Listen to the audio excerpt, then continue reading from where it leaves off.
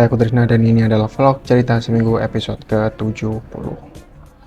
Cerita di minggu ini dimulai dengan satu pekerjaan yang aku lakukan di hari Sabtu.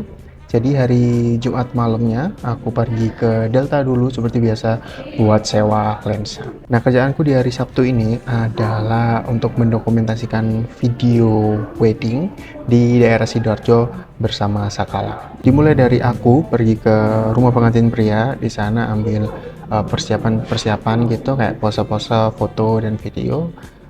Setelah itu berlanjut karena akad nikahnya ada di masjid. Akad nikah berjalan dengan aman, lancar semuanya.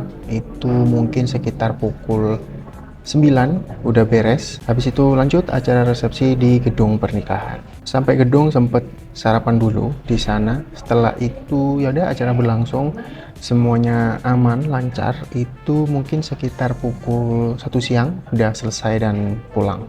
Nah, di arah pulang mampir karena diajak sama yang lain itu untuk makan bakso Cak Pitung. Itu ada di daerah alun-alun Sidoarjo, agak deket sama tempat kita resepsi, jadi di gedung pernikahannya deket tuh sama alun-alun Sidoarjo.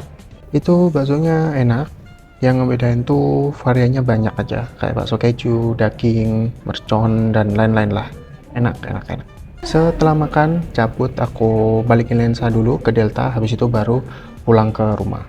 Lalu di minggu ini aku juga ada menyelesaikan editan video Sumdog UKWMS.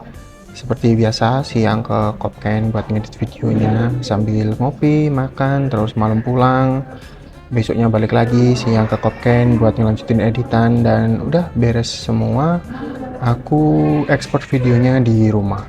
Nah, enaknya ketika aku ngedit di Kopken itu adalah aku jadi bisa ngedit di siang hari, karena dulu itu kalau aku ngedit selalu malam. Biasanya jam 12, jam 1 itu baru mulai ngedit dan jadinya begadang, terus tidur pagi, siang baru bangun, terus gitu terus. Karena sekarang aku ngeditnya siang, jadinya malamnya bisa nongkrong. Ya paling jam 11, 12 gitu selesai, pulang ke rumah, paling HP-HPan jam 1, jam 2 udah tidur dan bangun pagi. Nggak pagi-pagi banget sih, kadang jam 8, jam 9 gitu baru bangun. Terus udah siangnya ke Kopken lagi kayak gitu. Jadi ada rutinitas baru yang bagus sehingga aku nggak begadang dan lebih sehat. Lalu di hari Minggu aku ada sempet ke Kopken, mau ke Kopken, terus ketika aku berangkat dan sampai di depan di parkiran itu rame banget dan kayaknya penuh. Akhirnya aku memutuskan ya udah deh nggak jadi ngopi di Kopken gitu, ngopi di tempat lain aja.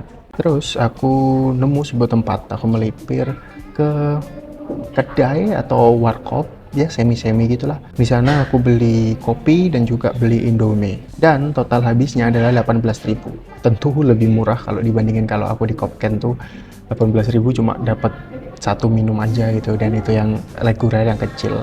Dan aku duduknya di outdoor situ. Untungnya pada saat itu nggak terlalu panas suasananya, karena aku juga datang siang, sekitar jam 1, jam 2 gitu. Untungnya suasananya agak mendung-mendung, jadi nggak terlalu panas. Oke. Nah, di situ aku ngedit video vlog cerita seminggu. Di situ dapat 3 video. Mantap. Bentar, karena videonya kayaknya pendek banget, jadi aku mau ngecek di minggu ini ada di bank cerita aku, catatan aku, ada sesuatu kah yang aku lakukan dan bisa aku ceritakan. Cek dulu ya.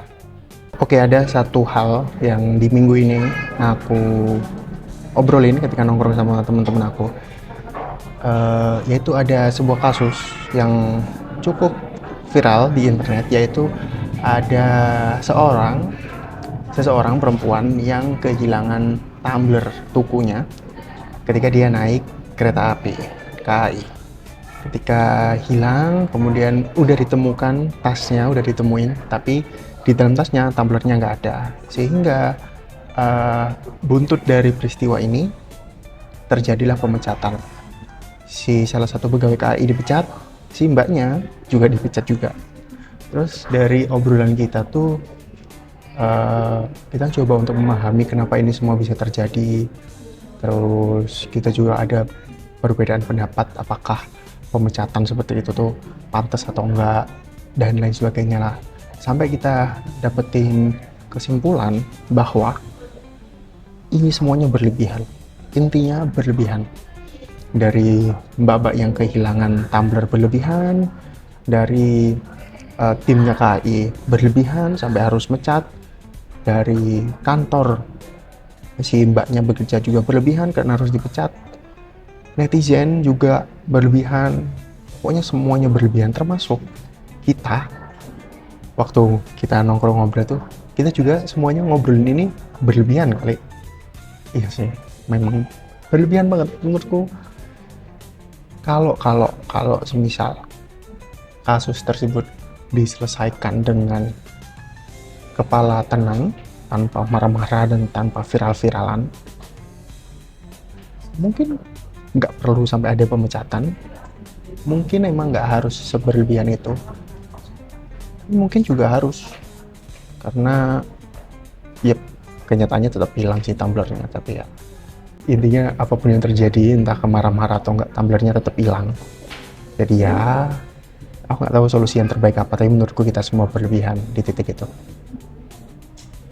Kadang aku ngerasa ada beberapa hal yang kayaknya nggak perlu viral deh, tapi ada juga beberapa hal yang perlu banget viral, karena kalau nggak dapet keviralan ya nggak akan dapet keadilan, karena ya Indonesia kayak gitulah, hukumnya kurang adil, jadi harus viral dulu baru diusut, baru diperjuangkan dan lain sebagainya. Tapi ya tergantung konteksnya ya, viral kadang bagus, kadang juga berlebihan.